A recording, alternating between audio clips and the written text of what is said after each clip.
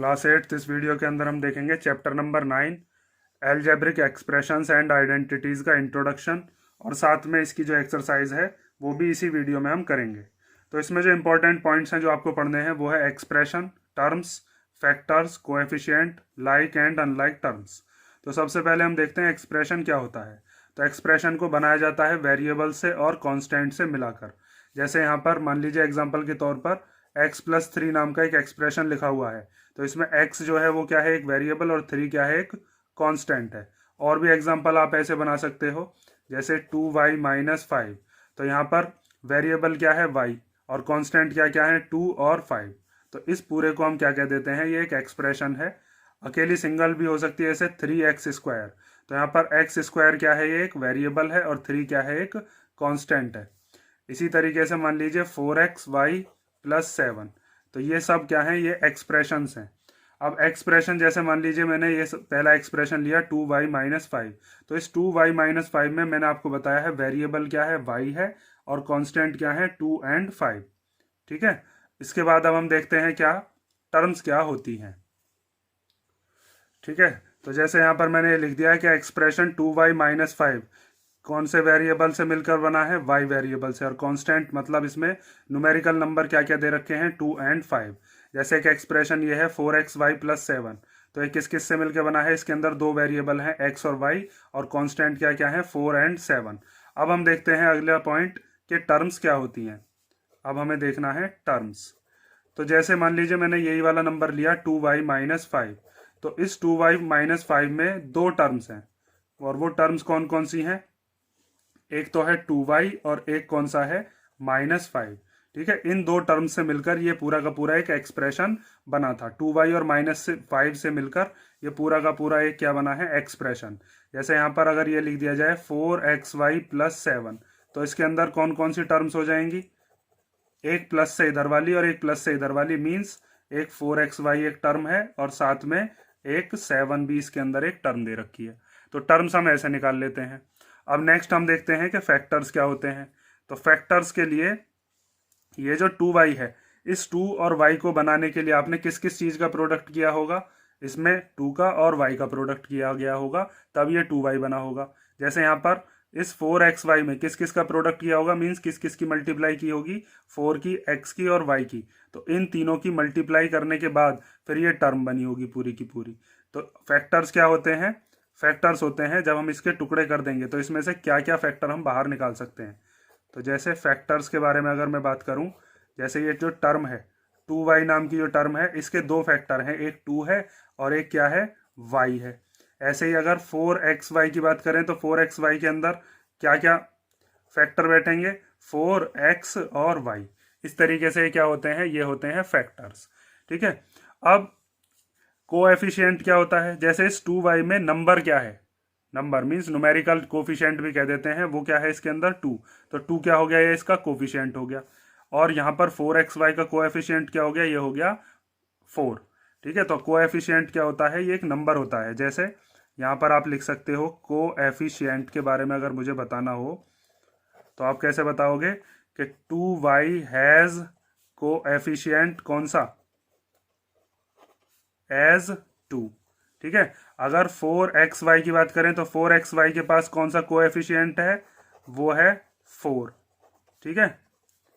अगर मान लीजिए ऐसा ही अगर कोई नंबर दे रखा हो, माइनस का अगर कोई नंबर है, जैसे -7y², अगर इसमें आपसे पूछा जाए कि इसके फैक्टर्स क्या क्या होंगे, तो इसके फैक्टर्स हो जाएंगे एक -7 और y² मीन्स y 2 बार।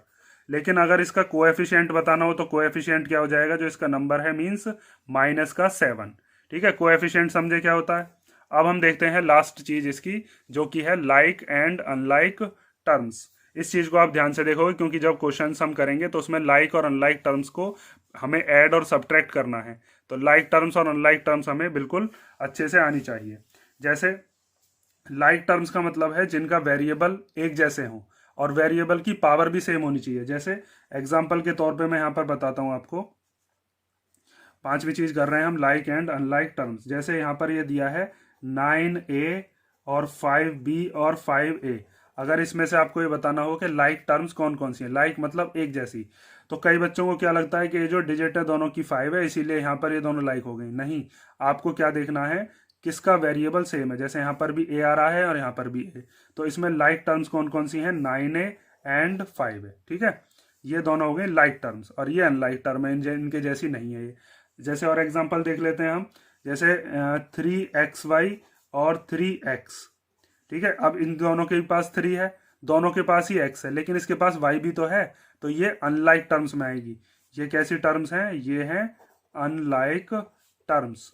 मीन्स जो जो वेरिएबल्स इसके पास हैं वही वेरिएबल्स इसके पास भी होने चाहिए। और एग्जांपल अगर आप देखना चाहो, जैसे अगर ऐसे लिखा हुआ है 7xy और -5yx, अगर इसमें पूछा गया कि बताइए क्या ये दोनों लाइक हैं या फिर अनलाइक हैं, तो देखो डिजिट को आपको नहीं देखना, आपको देखना वेरिएबल। इसके पास भी एक x है, इसके पास भी एक x है, इसके पास भी एक y है, इसके पास भी एक y है। एक्स वाई लिखें या वाई एक्स लिखें, बात एक ही है, क्योंकि प्रोडक्ट में आगे पीछे हम लिख सकते हैं। तो ये दोनों भी कैसी टर्म्स हो जाएंगी, ये भी हैं आपकी लाइक टर्म्स। ठीक है, समझ में आया ना लाइक टर्म्स क्या होती हैं। जैसे 5x² और -9x², इसके पास भी x² है और इसके पास भी x² है, तो ये वाली टर्म्स भी कैसी हो जाएंगी, लाइक टर्म्स। ठीक है, तो ये हमने क्या क्या चीज पढ़ ली, हमने देखा एक्सप्रेशन क्या होता है, एक्सप्रेशन के बाद टर्म्स क्या होती हैं। एक्सप्रेशन जो होता है वो टर्म से ही मिलकर बना हुआ होता है, और एक टर्म जो होता है वो किस किस का प्रोडक्ट होता है, वो फैक्टर्स का प्रोडक्ट होता है। फैक्टर्स के अंदर जो न्यूमेरिकल नंबर होता है उसी को हम क्या कह देते हैं, न्यूमेरिकल कोफिशिएंट। उसके बाद लाइक टर्म्स क्या होती हैं, जिनके वेरिएबल सेम हो और साथ में वेरिएबल्स की पावर भी सेम होनी चाहिए। अनलाइक टर्म्स क्या होते हैं, जिनके वेरिएबल सेम ना हो। अब हमें एक जो चीज और देखनी है इसके अंदर, वो है मोनोमियल, बाइनोमियल, ट्राइनोमियल क्या होते हैं, उसको भी हम इसी में ही देखेंगे। तो सबसे पहली चीज हमें देखनी है मोनोमियल क्या होता है। तो ऐसा एक्सप्रेशन जिसके अंदर बस एक टर्म आती हो, तो इसको हम लिख सकते हैं expression that contains only one term, that contains only one term, उसको हम क्या कहेंगे, उसको हम कहते हैं मोनोमियल। जैसे अगर एग्जांपल के तौर पर ये लिखा हुआ है 4x, तो इसके अंदर कितनी टर्म है, बस एक टर्म लिखी हुई है। ठीक है, तो इसको हम क्या कहेंगे, इसको हम कहेंगे मोनोमियल। मान लीजिए जैसे ये लिखा हुआ है 1000, तो ये एक टर्म लिखी हुई है, इसको भी हम क्या कहेंगे, मोनोमियल कहेंगे। मान लीजिए ये लिखा हुआ है 5a, तो ये सब ही क्या है, ये सब है मोनोमियल। उसके बाद expression that contains two terms, अगर दो टर्म वाला है, जैसे अगर यहाँ पर लिख दिया गया 4x + 5y, तो इसके अंदर कितनी टर्म हो गई, दो टर्म, एक 4x और एक 5y। ठीक है, तो इसको हम क्या कहेंगे, इसको हम कहेंगे बाइनोमियल। ट्राइनोमियल क्या होता है, जिसके अंदर तीन टर्म आ जाए, जैसे 4x + 5y + 9z। तो ये सारे के सारे अगर तो आप देख पा रहे हो इसके अंदर कितनी टर्म्स हैं, तीन, तो इसको हम क्या कहते हैं, इसको हम कहते हैं ट्राइनोमियल। अब इन तीनों को ही मिलाकर हम पॉलिनोमियल भी कह सकते हैं। पॉलिनोमियल जो होता है, अगर किसी के भी अंदर एक या एक से ज्यादा टर्म आ रही है, तो वो सभी पॉलिनोमियल के ही टाइप होते हैं। तो पॉलिनोमियल में स्पेसिफिक अगर एक टर्म वाला है तो पॉलिनोमियल कैसा होगा, मोनोमियल वाला। फिर बाइनोमियल दो टर्म वाला, और ट्राइनोमियल तीन टर्म वाला। ठीक है, तो यहाँ पर मैंने लिख दिया expression that contains two terms, उसको बाइनोमियल कहते हैं। Expression that contains three terms, उसको ट्राइनोमियल कहते हैं। और ये तीनों ही किसके टाइप हैं, पॉलिनोमियल के टाइप्स हैं। ठीक है, पॉलिनोमियल नाम का चैप्टर आप अगली क्लासेस में पढ़ोगे, चैप्टर नंबर मतलब 9th क्लास में और 10th क्लास में, उसमें सेकंड चैप्टर है आपका पॉलिनोमियल। अब हम देखते हैं इसके कुछ एग्जांपल्स कि अगर हमारे पास मोनोमियल्स, बाइनोमियल या ट्राइनोमियल्स ऐड करने के लिए, सब्ट्रैक्ट करने के लिए आते हैं, तो उनको हम कैसे करते हैं, और उसके बाद फिर हम इसकी एक्सरसाइज करेंगे। जैसे इसमें हमें पहला एग्जांपल दिया है कि ए में ऐड करना है 7xy + 5yz - 3zx, 4yz + 9zx - 4y, -3xz + 5x - 2xy। इसको हमें ऐड करना है। तो यहाँ पर आपको दिख रहा होगा एक ट्राइनोमियल तो ये दिया है, एक ट्राइनोमियल ये है, एक ट्राइनोमियल ये है, क्योंकि इसके अंदर भी तीन टर्म्स हैं, यहाँ भी तीन टर्म्स और यहाँ पर भी तीन टर्म्स। तो इसको हम ऐड कैसे करते हैं, सबसे पहले जो लाइक टर्म्स हैं उनको हम साथ में लिखते हैं। लाइक टर्म्स का मतलब क्या है, मैंने आपको बताया था, जिसका वेरिएबल सेम हो। जैसे यहाँ पर आपको दिख रहा होगा 7xy, पहली टर्म जो हमारे पास दे रखी है, उसके जैसी अगर कोई टर्म इसके अंदर है तो उसको हम लिख लेते हैं। जैसे यहाँ पर आपको दिख रहा होगा इसके अंदर भी xy आ रहा है, और ये जो इससे पहले लगा हुआ है वो इसी का ही साइन होता है, तो ये इसका साइन भी इसके साथ ही आता है। तो माइनस का 2xy ये इसके साथ आ गया, ठीक है, और प्लस 5yz, ये वाला yz हमने लिख लिया। अब और कोई इसमें yz है तो उसको हम देख लेते हैं। तो 5yz के साथ हम क्या लिख सकते हैं, प्लस 4yz। उसके बाद माइनस 3zx, तो और कोई भी है 3zx, यहाँ पर हमको दिख रहा है, ये रहा 9zx, और साथ में एक ये दे रखा माइनस 3xz। xz कहें या zx कहें, बात एक ही है। देखो इसके पास भी एक z, इसके पास भी एक z, इसके पास भी एक x, इसके पास भी एक x, ठीक है, ये तीनों एक जैसे हो गए। उसके बाद यहाँ पर मुझे दिख रहा है कि एक ये जो 4y है इसके जैसा कोई नहीं है, तो इस 4y को सबसे लास्ट में हमने ऐसे ही लिख दिया। और जब भी क्वेश्चन सॉल्व करोगे ध्यान से ये देख लेना, जैसे यहाँ पर 9 टर्म्स थी तो यहाँ पर गिन कर देख लेना कोई टर्म रह नहीं गई हो। 1 2 3 4 5 6 7 8, 1 2 3 4 5 6 7 8 9, तो एक रह गया इसमें हमारे पास क्या, 5x। तो ये 5x भी हम साइड में ऐसे ही लिख देते हैं क्योंकि इसके जैसी भी कोई टर्म नहीं है। अब सॉल्व कैसे करेंगे, तो ये जो एक्स वाई वाला है और एक्स वाई वाला है इसको हम साथ में देखते हैं कि इसका वेरिएबल, इसका जो कोफिशिएंट है और इसका जो कोफिशिएंट है वो क्या क्या है। तो 7 में से 2 माइनस करेंगे, अगर लाइक टर्म्स हैं तभी ऐड और सब्ट्रैक्ट हो सकती हैं। तो 7 में से 2 गए तो कितने बचे, 5, और x y as it is ही आ जाएगा। उसके बाद ये वाई जेड वाला है, ये भी वाई जेड वाला है, तो 5 और 4 को प्लस करके कितना आ जाएगा, 9, और फिर वाई जेड, ठीक है, ये प्लस हो जाते हैं, इसके जो आगे के कोफिशिएंट होते हैं ये। उसके बाद ये माइनस का है, ये प्लस का है, तो माइनस प्लस क्या होते हैं, माइनस। तो 9 में से 3 गए तो कितना आ जाएगा, हमारे पास आएगा 6zx। उसके बाद अब आपको बस डिजिट देखनी है कि 3 बड़ी डिजिट है या फिर 9। 9 बड़ी होती है तो उससे आगे का जो भी साइन होगा, मीन्स 9 का जो भी साइन है वो यहाँ पर लगा दिया जाएगा जो कि है प्लस। फिर माइनस 3xz को ऐसे ही लिख लिया, और माइनस 4y प्लस 5x। अब एक्स वाई जो दो थे उनका हमने एक बना लिया, 2 वाई जेड थे उसका एक वाई जेड बना लिया, और 3 जो जेड एक्स वाले थे वो हमने 2 बना लिया। अब इन 2 का भी हम एक बना देंगे, और ये 4y और 5x ये एज इट इज रहेंगे, इसको सॉल्व नहीं कर सकते। तो अब हम लिखते हैं 5xy प्लस 9yz। अब ये भी zx है, ये भी zx है, ठीक है, दोनों के दोनों सेम है इनके वेरिएबल। तो ये प्लस का 6, ये माइनस का 3, तो प्लस माइनस क्या होते हैं, माइनस। तो 6 में से 3 गए तो कितना होगा, 3 बचेगा। उसके बाद हमें ये चीज़ देखनी है कि 6 बड़ी डिजिट है या फिर 3। 6 बड़ी डिजिट है तो उसके आगे का जो भी साइन है वही आप लगाओगे, प्लस, और माइनस 4y और प्लस 5x, ठीक है, ये आपका आंसर आ गया, क्योंकि अब इसके अंदर कोई भी लाइक टर्म्स नहीं है जिनको हम ऐड कर सकें। और जब आप अपना आंसर देखोगे तो ऐसा हो सकता है कि उसके अंदर 5x पहले हो, 4y बाद में हो, या 3zx बाद में हो। बस आपको ये चीज़ देखनी है कि हमारा जो आंसर आ रहा होगा उसके अंदर भी इतनी ही टर्म होनी चाहिए जितनी हमारे एग्जाम उसमें आंसर शीट में होंगी। और साथ में जो इनके साइन है वो साइन आपको बिल्कुल ध्यान रखने हैं। जैसे 9yz का साइन प्लस है तो हमारा आंसर में भी प्लस का ही आना चाहिए। ये नहीं कि इसको उठाकर आप अगर यहाँ पर रख देते हो और इस माइनस को आप लेकर ही नहीं गए इधर, या फिर इस प्लस को इधर नहीं लेके आए। तो जब भी हम क्वेश्चंस कर रहे होंगे तो साइन पर ध्यान देंगे। अब एक क्वेश्चन हमारा ऐड वाला हो गया, अब हम देखते हैं क्वेश्चन सब्ट्रैक्ट वाला और देख लेते हैं, फिर उसके बाद हम एक्सरसाइज करेंगे। तो सेकंड एग्जांपल में हमें दिया है कि सब्ट्रैक्ट करना हमें ये वाला जो एक एक्सप्रेशन है इसको इस वाले एक्सप्रेशन में से। तो जब भी आपको फ्रॉम करके देगा सब्ट्रैक्ट करने के लिए, तो आपको क्या काम करना होगा, जो जो फ्रॉम के बाद वाली डिजिट है, मीन जो फ्रॉम के बाद वाला एक्सप्रेशन है उसको तो हम पहले लिखेंगे और फ्रॉम से पहले वाले को बाद में लिखेंगे। उसके बाद बीच में लगाएंगे माइनस, और फिर वो माइनस जो है वो इस वाले में सबके पास जाएगा और सबके साइन को क्या करेगा, चेंज।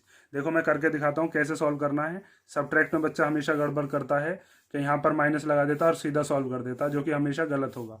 जब भी आपको सब्ट्रैक्ट में फ्रॉम दे रखा हो तो बाद वाला पहले लिखो, means 7x² minus 4xy plus 8y² plus 5x minus 3y, ठीक है। और इस फ्रॉम की जगह क्या लगा देते हैं, माइनस।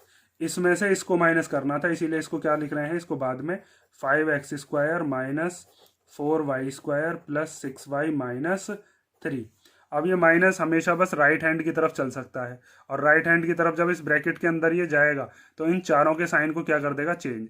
ये 5 का कोई साइन नहीं है तो यहाँ पर प्लस है, और ये माइनस उस प्लस के साथ मिलकर क्या बना देगा, माइनस प्लस माइनस। फिर ये माइनस इस माइनस से मिलेगा तो माइनस माइनस क्या बना देगा, प्लस। फिर ये माइनस इस प्लस के साथ मिलेगा तो माइनस प्लस क्या हो जाएंगे, माइनस, और फिर ये माइनस और माइनस मिलकर क्या हो जाएंगे, प्लस। मीन्स हमें सिंपल ये देखना है कि जब भी माइनस किसी ब्रैकेट के अंदर जा रहा होगा तो उसके अंदर जितने भी हमारे पास टर्म्स होंगी सबके साइन को चेंज कर दो। तो अब हम लिखते हैं 7x² minus 4xy plus 8y² plus 5x minus 3y। Minus ये 5x² हो जाएगा माइनस का, 4y² हो जाएगा प्लस का, 6y कैसा हो जाएगा माइनस का, और 3 कैसा हो जाएगा प्लस का।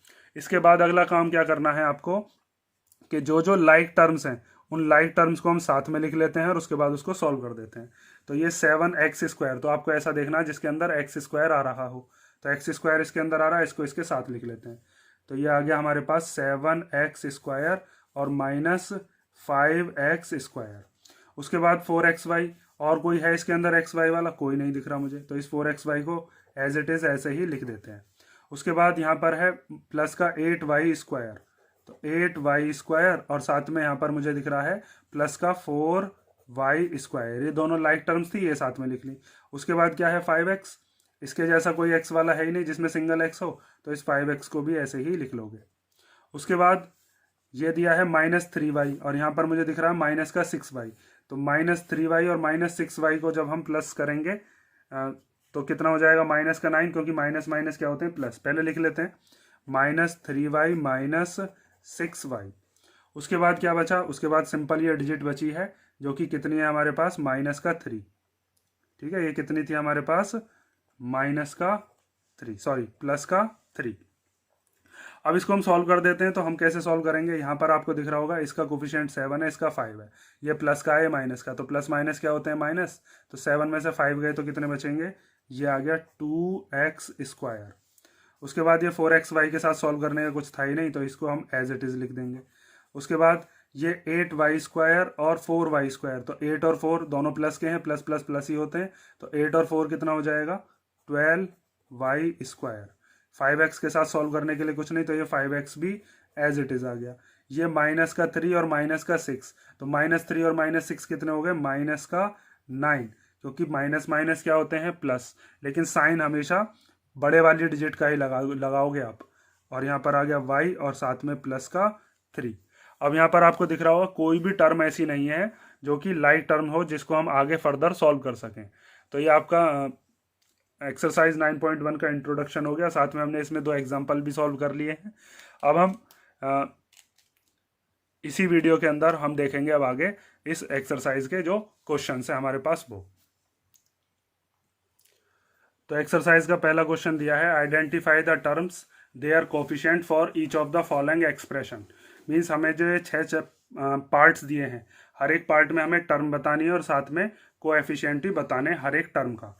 तो टर्म क्या होती है मैंने आपको बताया था, जैसे ये एक एक्सप्रेशन हमको गिवन है, तो इस एक्सप्रेशन के अंदर एक टर्म तो हो गई माइनस के इधर वाली और एक टर्म हो गई ये वाली। ठीक है, तो इन दोनों टर्म्स के कोफिशिएंट क्या हो जाएंगे, इसका कोफिशिएंट है 5 और इसका कोफिशिएंट क्या है -3। ठीक है, माइनस है तो हमें लगाकर दिखाना पड़ेगा, और अगर प्लस है तो प्लस को शो करने की जरूरत नहीं है, प्लस तो माना ही जाता है। तो इसके अंदर हमारी टर्म्स कौन कौन सी हैं, सबसे पहले हम टर्म्स लिख लेते हैं। तो टर्म्स हैं अपने पास, टर्म्स TE, तो टर्म्स हैं, एक है 5xy/z² और एक क्या है माइनस का 3zy। और कोएफिशिएंट क्या है, तो आप लिखोगे पहले कोएफिशिएंट ऑफ 5xy/z², इसका कोफिशिएंट कितना है 5। उसके बाद दूसरी टर्म क्या है, उसका कोफिशिएंट भी लिखेंगे अब, तो कोएफिशिएंट ऑफ -3zy, इसका कोफिशिएंट कितना है माइनस का 3। ऐसे ही करने हैं आपको सारे के सारे क्वेश्चंस। अब अगले में देखते हैं हम इसकी टर्म्स कौन कौन सी हैं। तो इसके अंदर 3 टर्म्स हैं हमारे पास, एक टर्म है 1, एक है x और एक क्या है x²। एक टर्म ये वाली, एक टर्म ये वाली, एक ये वाली, प्लस के इधर वाली एक टर्म, प्लस के इधर वाली, प्लस के इधर वाली और प्लस के इधर वाली। अब कोएफिशिएंट, तो अब हम लिखेंगे कोएफिशिएंट ऑफ 1, तो 1 का कोफिशिएंट इसके मल्टीप्लाई में कुछ नहीं है तो 1 तो होगा ही, हर किसी डिजिट के मल्टीप्लाई में 1 रहता ही है। और इस x के आगे कुछ भी नहीं है तो क्या मानेंगे हम 1 मानेंगे, क्योंकि 1 की मल्टीप्लाई हम किसी भी डिजिट में करेंगे तो वही नंबर आता है। जैसे अगर मान लीजिए आपके पास एक नंबर है 15 और इसकी मल्टीप्लाई अगर मैं 1 में कर दूं तो तब भी तो ये 15 ही रहेगा। तो हर एक डिजिट के मल्टीप्लाई में 1 होता ही है। ऐसे यहाँ पर x के मल्टीप्लाई में कुछ नहीं है तो क्या है 1, और ऐसे यहाँ पर एक्स स्क्वायर के मल्टीप्लाई में भी कुछ नहीं है तो क्या है 1। तो अब हम यहाँ से लिखते हैं कोएफिशिएंट ऑफ x। तो कोएफिशिएंट ऑफ x वो भी कितना होगा 1, और उसके बाद कोएफिशिएंट ऑफ एक्स स्क्वायर वो भी कितना होगा 1। तो ये सिंपल सा क्वेश्चन है। अब अगला देखते हैं हम, इसके अंदर कितनी टर्म्स हैं। इसके अंदर भी 3 टर्म्स हैं, एक ये वाली, एक ये और एक ये। तो हमारे पास टर्म्स कौन कौन सी हो गई। एक टर्म है अपने पास 4x square y square, comma दूसरी क्या है -4x square y square z square, और तीसरी टर्म क्या है वो है जेड स्क्वायर। अब यहाँ पर आपको दिख रहा होगा इस टर्म का न्यूमेरिकल कोफिशिएंट कितना है 4, इस वाली टर्म का कितना है -4, और इस वाली टर्म क्या है कुछ नहीं है तो क्या मानेंगे 1। तो इन तीनों के कोएफिशिएंट हम यहाँ से लिख सकते हैं। तो पहले हम coefficient of 4x square y square वो कितना हो जाएगा 4। फिर उसके बाद coefficient of -4x square y square z square वो कितना हो जाएगा -4, और उसके बाद कोएफिशिएंट ऑफ जेड स्क्वायर वो कितना हो जाएगा 1। ठीक है, इस तरीके से आपको तीनों पार्ट्स हमने कर लिए, और बाकी के पार्ट्स अब हम देखते हैं क्या क्या हमें दिया है। तो फोर्थ पार्ट में हमें दिया है 3 - PQ + QR - RP। तो इसके अंदर 4 टर्म्स हैं। तो पहले उन टर्म्स को लिख लेते हैं कौन कौन सी टर्म अपने पास हैं। तो इसके अंदर टर्म्स हैं, एक तो है 3, एक है माइनस का PQ, एक है प्लस का QR, एक है माइनस का RP। ठीक है, माइनस है तो जरूर लगाना है आपको। उसके बाद हमें दिख रहा है कि हर एक का कोफिशिएंट हम निकाल सकते हैं। इस 3 का कोफिशिएंट तो 3 होगा, इस PQ के आगे कुछ नहीं है तो क्या मान लेंगे 1, और वो कैसा हो जाएगा फिर माइनस का 1। इस QR के आगे कुछ नहीं है तो क्या मानेंगे 1, और इस RP के आगे भी कुछ नहीं है तो क्या मानेंगे 1, वो फिर माइनस का 1 हो जाएगा, क्योंकि माइनस भी जो है वो हमें शो करना पड़ता है। यहाँ पर जो 1 लगेगा वो प्लस का 1 होगा। ठीक है, तो कोएफिशिएंट हम लिखते हैं अब चारों के। तो कोफिशिएंट 3 का कितना हो जाएगा 3, माइनस PQ का क्या हो जाएगा माइनस, और इसके आगे कुछ नहीं है तो 1, QR के आगे कुछ नहीं है तो 1 मल्टीप्लाई में होता ही है। ऐसे ही इस RP के आगे माइनस तो है ही, और साथ में कोई नंबर नहीं है तो क्या मान लेंगे हम 1, क्योंकि 1 किसी के भी प्रोडक्ट में होता ही है। उसके बाद इसके अंदर भी 3 टर्म्स हैं। तो इन 3 टर्म्स को हम लिखते हैं पहले कौन कौन सी टर्म्स हैं अपने पास। तो टर्म्स हैं, एक है x/2, एक है y/2, और एक है माइनस का xy। ठीक है, इस x के आगे कुछ नहीं है तो क्या मान लेंगे 1, तो ये हो जाएगा 1/2 इसका कोफिशिएंट। इसका क्या हो जाएगा, इसके आगे 1 मान लेंगे तो ये हो जाएगा 1/2 y का कोफिशिएंट, और xy का कोफिशिएंट क्या हो जाएगा, इसके आगे जब 1 मानोगे तो माइनस का 1। ठीक है, तो ऐसे ही हम इन तीनों का कोफिशिएंट निकाल लेंगे। तो इस x/2 का कोफिशिएंट क्या हो गया, इसके आगे कुछ नहीं है तो क्या मान लिया x के आगे 1, और अपॉन में कितना है 2, तो कितना हो गया कोफिशिएंट 1/2। ऐसे ही y/2 का भी क्या हो जाएगा 1/2, और माइनस XY का क्या हो जाएगा माइनस का 1। अब हम देखते हैं इसका लास्ट क्वेश्चन। फर्स्ट वाले का जो सेकंड लास्ट पार्ट है, 6th पार्ट, उसमें हमें दिया है 0.3a - 0.6ab + 0.5b।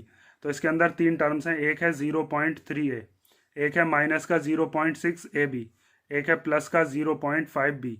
और हम जब इनका कोफिशिएंट निकालेंगे तो इस वाली टर्म का कोफिशिएंट बैठेगा 0.3, इसका बैठेगा -0.6, और इसका कितना बैठेगा 0.5। तो पहले हम लिखते हैं इसकी टर्म्स कौन कौन सी हैं। टर्म्स हो गई अपने पास 0.3a माइनस का 0.6ab और साथ में 0.5b। अब तीनों के हम कोफिशिएंट लिख देंगे, और उसके बाद हमारा फर्स्ट क्वेश्चन कंप्लीट। तो 0.3a जो टर्म थी इसका कोफिशिएंट कितना हो जाएगा 0.3, इसका कितना हो जाएगा माइनस का 0.6, इसका कितना हो जाएगा 0.5। ठीक है, तो ये हमने हर एक उसके अंदर टर्म्स बताई हैं, और साथ में क्या बताए हैं कोएफिशिएंट बताए हैं। ये आपका 9.1 का क्वेश्चन नंबर 1 कंप्लीट हो गया। अब हम देखते हैं इसका क्वेश्चन नंबर 2। तो क्वेश्चन नंबर 2 में हमें दिया है classify the following polynomials as monomial, binomial and trinomial. Means हमारे पास ये कुछ एक्सप्रेशंस दे रखे हैं, और इन एक्सप्रेशंस को हमें ये बताना है कि ये मोनोमियल है, बाइनोमियल है या फिर ट्राइनोमियल है, या फिर इन तीनों में से कोई सा नहीं है। तो उसके अंदर क्या लिख दीजिए आप, do not fit in any of these 3 categories. जैसे एक एक्सप्रेशन ये दे रखा है, तो इसके अंदर कितनी टर्म्स हैं, इसके अंदर हैं 2 टर्म्स, ठीक है। एक टर्म हो गई x और एक टर्म क्या हो गई y। तो ये 2 टर्म से मिलकर बना है, तो 2 टर्म वाले को क्या कहते हैं, बाइनोमियल। एक टर्म वाले को कहते हैं मोनोमियल, और 3 टर्म वाले को क्या कहते हैं, ट्राइनोमियल। अभी मैंने आपको इंट्रोडक्शन वाले पार्ट में बताया है, मोनोमियल जिसके अंदर एक टर्म हो, बाइनोमियल जिसके अंदर 2 टर्म हो, और ट्राइनोमियल जिसके अंदर 3 टर्म हो। तो पहले के अंदर 2 टर्म है, तो ये कौन सा हो जाएगा, ये हो गया अपना बाइनोमियल। तो पहले का आंसर हम लिख देते हैं बाइनोमियल।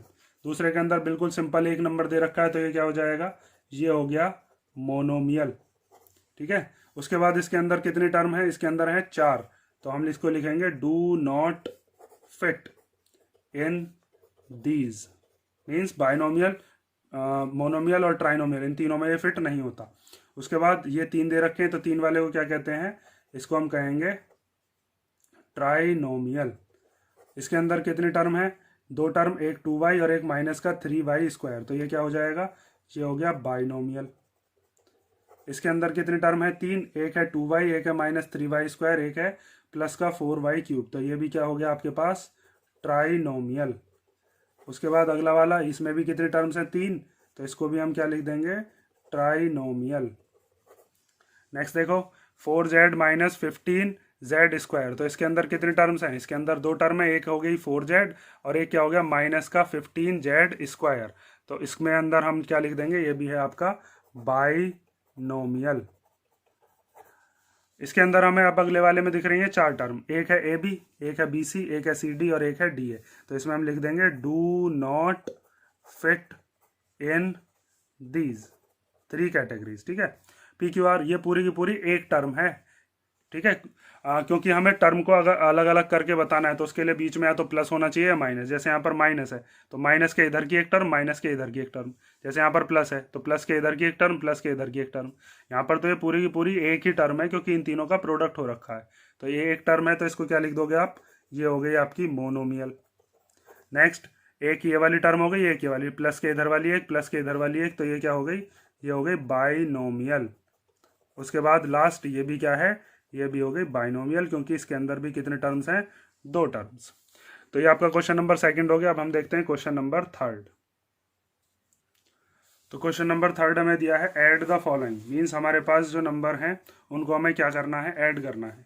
तो हमें फर्स्ट क्वेश्चन जो दिया है, इसमें दिया है a b minus b c comma b c minus a c comma c a minus a b. तो जहाँ जहाँ पर कॉमा है वहाँ पर हम क्या लगा देंगे, प्लस, क्योंकि हमें क्या करना है, ऐड करना है। तो देखिए, a b minus b c, comma की जगह क्या लगा दिया, plus, b c minus c a, comma की जगह plus, c a minus a b, ठीक है। उसके बाद क्या काम करना होता है, हमें जो लाइक टर्म्स होती हैं उनको साथ में लिख लेते हैं। जो भी इसमें लाइक टर्म आपको लग रही हो उनको हम साथ में लिख लेंगे। जैसे ये ए बी है, तो आपको ढूंढना है इसके अंदर ऐसा कोई हो जिसके अंदर भी ए बी आ रहा हो। तो ये ए बी और इसका साइन ये जो है माइनस, ये भी इसके साथ ही आएगा, तो माइनस ए बी हमने यहाँ पर लिख दिया। फिर ये माइनस बी सी और ये भी बी सी, तो माइनस बी सी और प्लस बी सी को भी हम साथ में लिख लेते हैं। फिर ये माइनस सी ए और प्लस सी ए, ये दोनों भी लाइक हो गई, तो इनको भी हमने साथ में लिख लिया। ये दोनों लाइक, ये दोनों लाइक और ये दोनों भी लाइक टर्म्स। उसके बाद जब ए बी में से ए बी को हम माइनस करेंगे तो कितना आएगा अपने पास, 0। देखो ये चीज़ ध्यान से समझो आप, कि अगर कहीं आपके पास ऐसे लिखा हुआ है 2 माइनस 2, तो दोनों अगर सेम डिजिट हैं तो उनको माइनस करके कितना आता है, 0। ऐसे यहाँ पर ए बी में से जब ए बी को माइनस करेंगे तो कितना आ जाएगा, 0। अगर यहाँ पर मान लीजिए ऐसे लिखा हुआ होता -2 + 2, तब भी कितना आता, तब भी 0 ही आता, क्योंकि यहाँ पर 2 क्या है माइनस का, यहाँ पर 2 क्या है प्लस का, तो माइनस प्लस क्या हो गए माइनस, और माइनस करके 2 और 2 को क्या आता है, 0।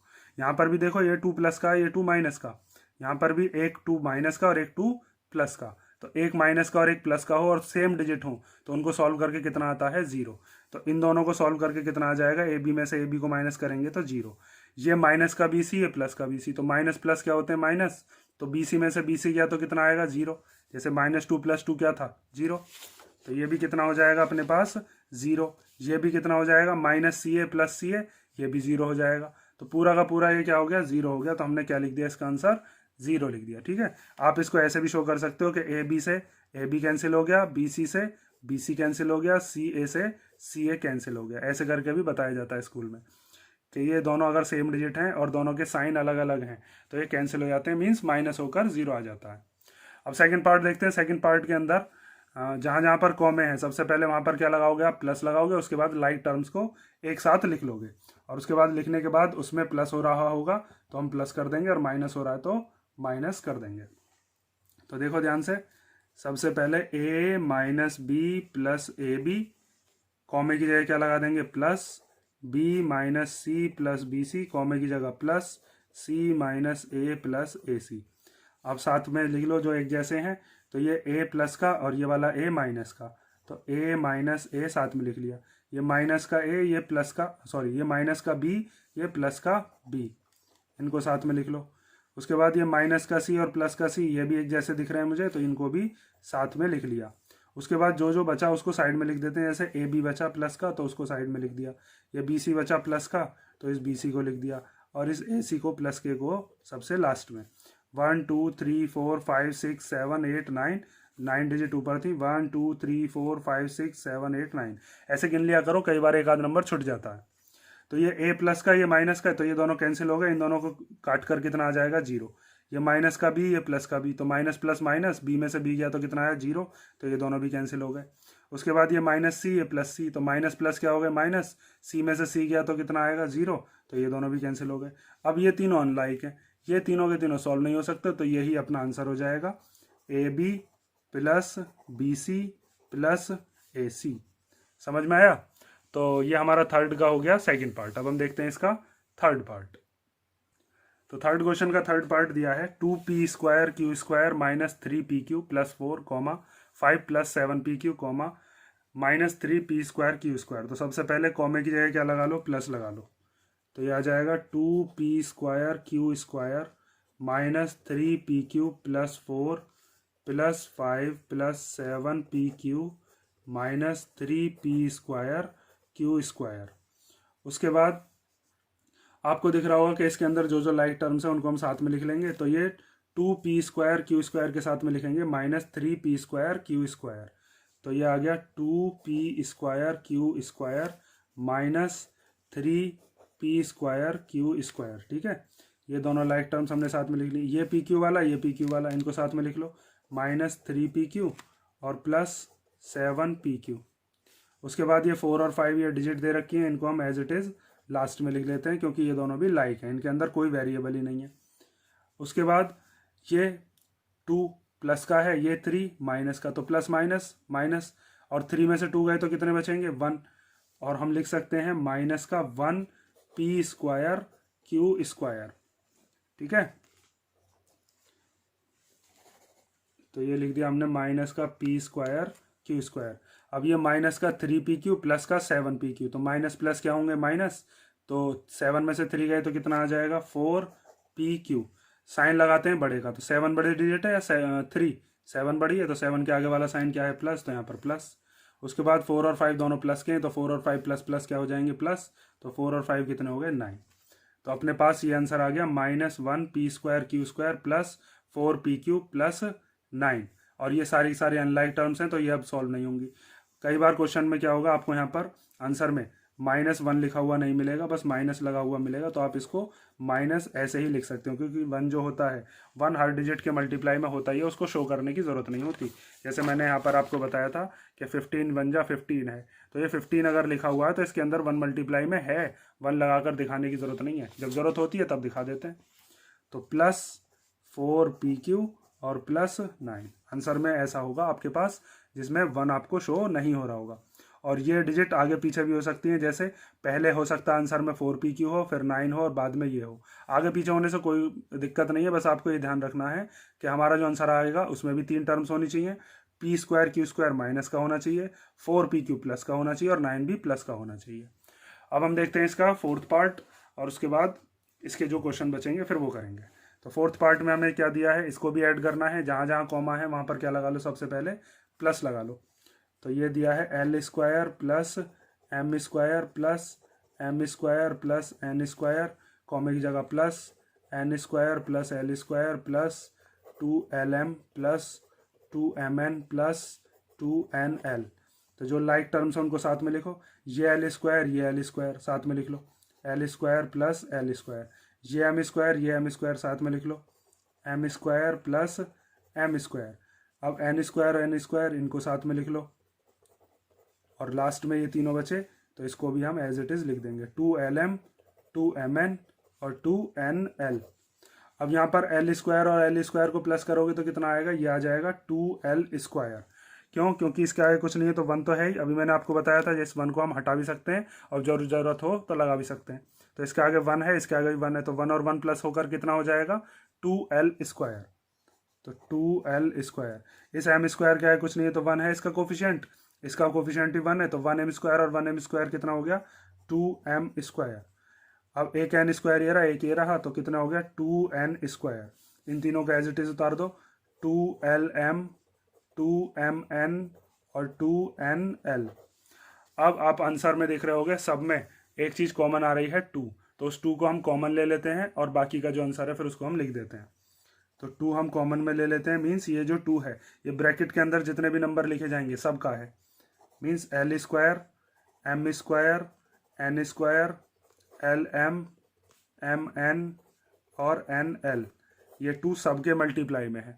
जब इस 2 की मल्टीप्लाई करेंगे अंदर तो ये सब में जाएगा, 2 की L स्क्वायर में करेंगे तो 2L स्क्वायर, फिर 2 की M स्क्वायर में करेंगे 2M स्क्वायर, 2 की N स्क्वायर में करेंगे 2N स्क्वायर, ऐसे ये 2 सब के मल्टीप्लाई में है। तो आपका ये कौन सा क्वेश्चन हो गया, क्वेश्चन नंबर 3rd। अब हम देखते हैं क्वेश्चन नंबर 4th। तो क्वेश्चन नंबर 4th में हमें दिया है subtract 4A minus 7AB plus 3B plus 12 from 12A minus 9AB plus 5B minus 3। तो मैंने अभी आपको जब इंट्रोडक्शन बताया था उसमें बताया था जब भी आपको सब्ट्रैक्ट दे फ्रॉम वाला, अगर सिंपल माइनस है तो कोई दिक्कत ही नहीं है, लेकिन अगर बीच में लगा दे फ्रॉम तो इसका मतलब ये है इसमें से माइनस करना है इसको, मीन्स ये पहले लिखना है और ये बाद में।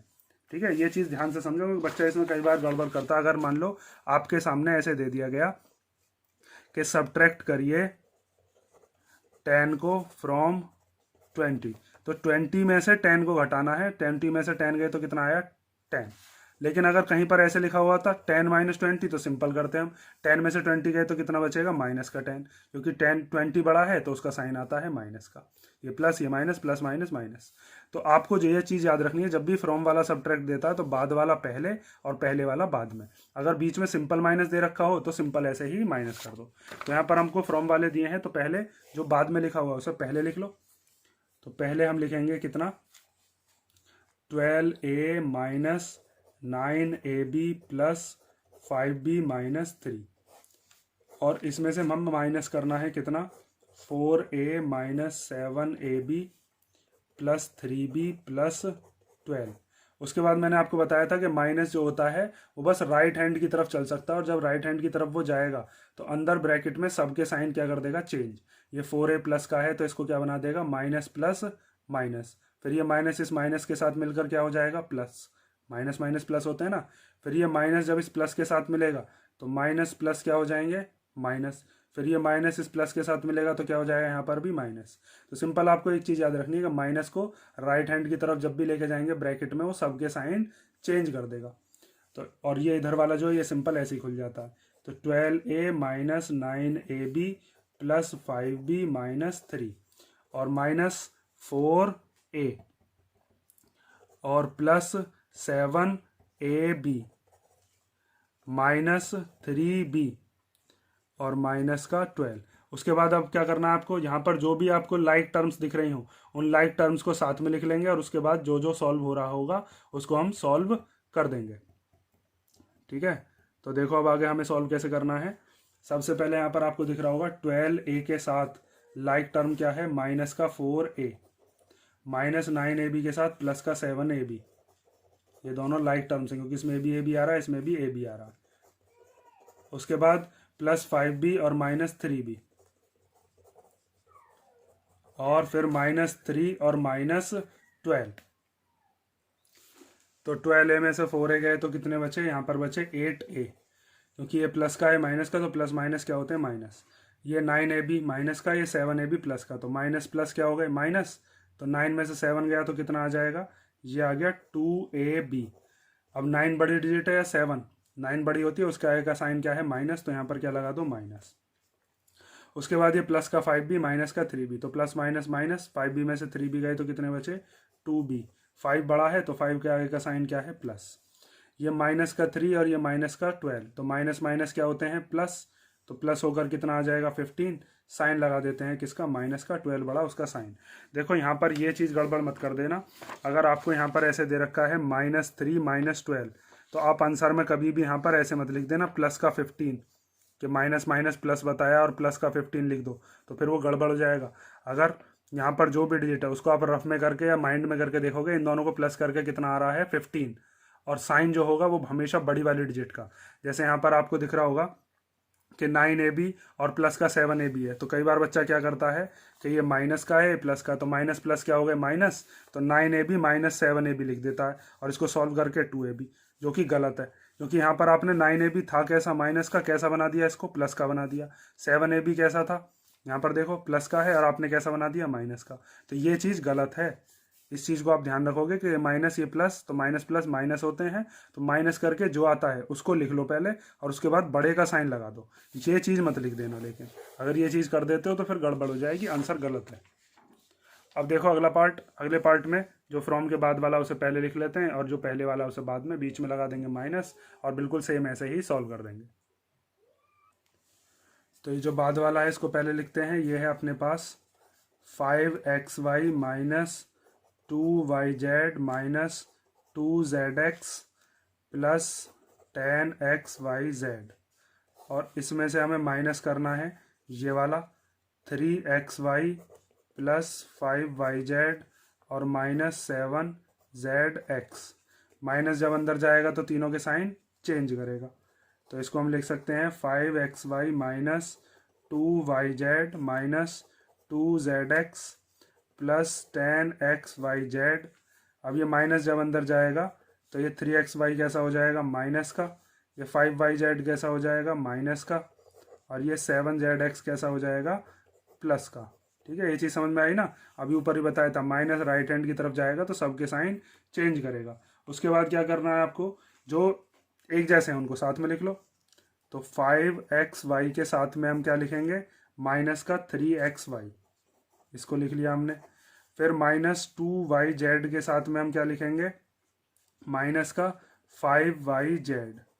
उसके बाद zx वाला ये है तो माइनस 2zx के साथ क्या लिख लेंगे प्लस का 7zx, तो प्लस 7zx, और साथ में लास्ट में हम लिख देते हैं 10xyz, क्योंकि इसके जैसा कोई नहीं है।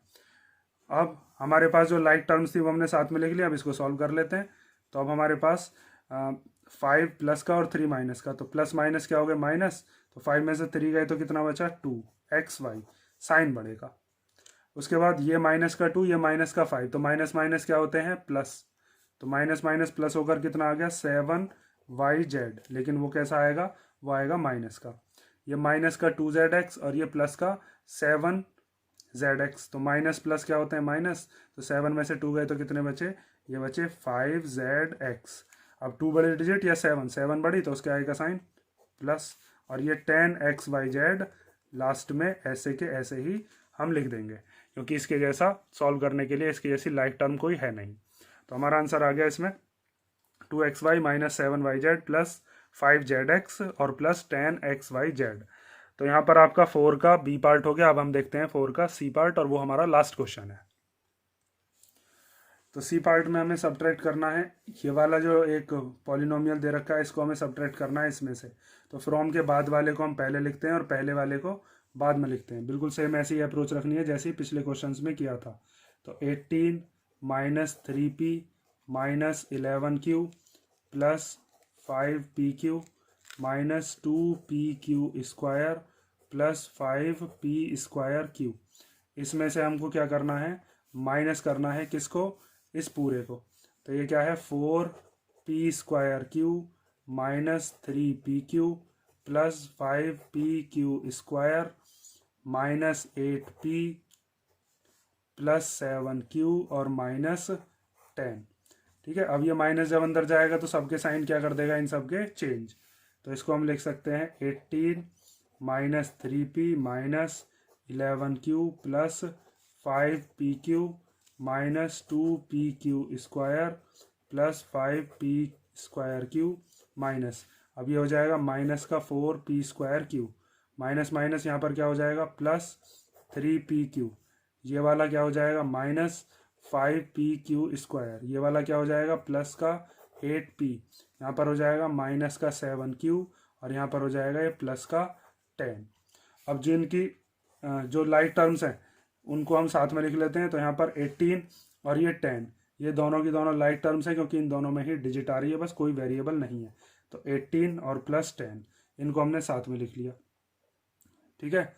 और भी है कोई इसके अंदर, वो भी हम देख लेते हैं, बस यही है। अब आगे ये माइनस का 3p और कोई p वाला है, तो हमारे पास ये दे रखा है प्लस का 8p, तो हम लिखेंगे माइनस 3p और प्लस का 8p।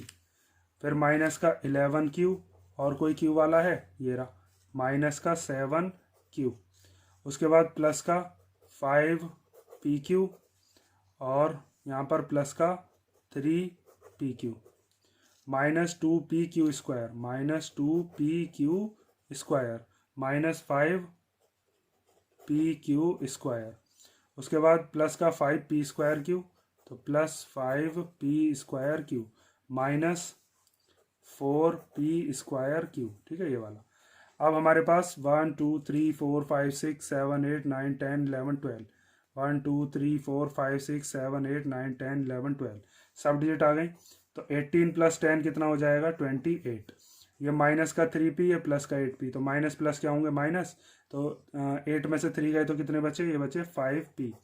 8 बड़ी डिजिट, उसका आगे का साइन लगा दिया प्लस। उसके बाद ये माइनस का, ये माइनस का, तो माइनस माइनस क्या होते हैं प्लस, तो 11 और 7 कितने हो जाएंगे 18q। साइन बड़ी वाली डिजिट का ही याद रखो, हमेशा बड़ी डिजिट का साइन लगा देना, बस इतनी चीज़ याद रखनी है आपको। ये 5pq, ये प्लस 3pq, तो प्लस प्लस तो प्लस ही रहते हैं, तो 5pq और 3pq कितना हो जाएगा 8pq। ये माइनस का 2pq², ये माइनस का 5pq², तो माइनस माइनस क्या हो गया प्लस, तो ये आ जाएगा 7pq², और वो भी कैसा माइनस का। ये प्लस का, ये माइनस का, तो प्लस माइनस क्या हो गए माइनस, और माइनस होकर क्या बचेगा इसमें से 1p²q बचेगा। 1 आप चाहो तो लगा लो, चाहो तो मत लगाओ, मैंने ये चीज़ कई बार बता दिया आपको। तो ये हमारा क्वेश्चन हो गया 4th का सी पार्ट। अब आपको जो आंसर दे रखा होगा, हो सकता है इसमें आगे पीछे डिजिट दे रखी हो, उसमें कोई फ़र्क नहीं पड़ता, बस आपको याद रखना है जो डिजिट्स हैं उनके साइन यही मिला लो। जैसे 18q है तो माइनस का ही होना चाहिए आंसर में भी, 8pq है तो प्लस का ही होना चाहिए। ये अगर आगे पीछे लिख रहे हैं तो उससे हमारे पास कोई फ़र्क नहीं पड़ता है। तो ये आपका एक्सरसाइज 9.1 हो गई। इस एक्सरसाइज में अगर आपको कोई डाउट हो तो कमेंट करके बता देना, और नेक्स्ट वीडियो में हम देखेंगे अब इसकी नेक्स्ट एक्सरसाइज। अच्छा, इसके अंदर ये प्लस है, ठीक है, ये क्या है यहाँ पर प्लस, क्योंकि इन दोनों में से बड़ा क्या है 5p²q, तो 5 का साइन क्या है यहाँ पर प्लस, तो यहाँ पर क्या लगा देंगे हम प्लस, ठीक है। ये चीज़ सही कर लेना। तो हमारा ये एक्सरसाइज कंप्लीट होती है। अब हम नेक्स्ट वीडियो में मिलते हैं।